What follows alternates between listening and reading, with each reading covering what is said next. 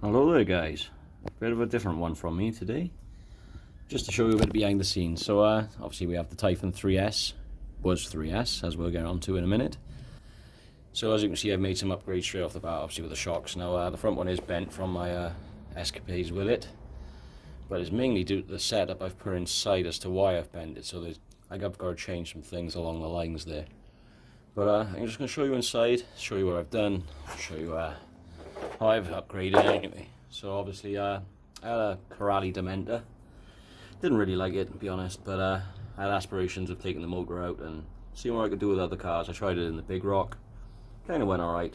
Bit too wheelie happy though, hard to get the throttle down on dirt. So I thought, oh, I'll try it with a Typhon, and this is the result. Now I'll have to get a smaller ESC. Now I'll probably have to buy that from Surpass Hobby, which obviously I'll get from Banggood, I imagine. But in the meantime, I've had to stick it on top of the receiver casings. But obviously I've got a fan. It's cost me $4.99 from Western Valley Models, which is a big old fan, to be honest, for $4.99. Because the Dementor didn't actually come with a fan or a heatsink. So for the money you spend on that car, you don't really get much. So obviously I've used everything from inside the Dementor possible. I obviously got the motor, ESC. Did I swap the servo? No, I kept the servo standard at the moment, so I still believe that's the 17 kilo servo. And no, like I said, it's pretty straightforward. The other thing I had to do was obviously raise the clip posts, just to raise myself above ESC level at the moment. But what I'm looking for is, like I said, eventually I'll get the Surpass Hobby one to slide in, obviously this gap here, and then that way it'll be set out. I have seen a different setup on these with the 6S, where obviously the servo fits in this little gap here. Now how to run it from there, I haven't quite figured out. I'm going to have to do some little manual cutting and adjustments, I think, to get it that way. But yeah, this thing's an absolute monster. To put it in perspective, I have an Outcast 8S sitting under there.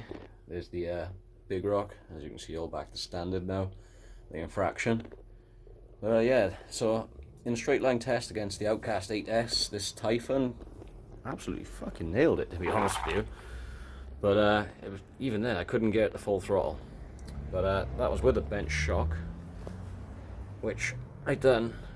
Because obviously whilst I was racing around our little lap circuit with the setup I have at the moment, I am very front heavy, so all I want to do is nosedive into shift stuff, I should say.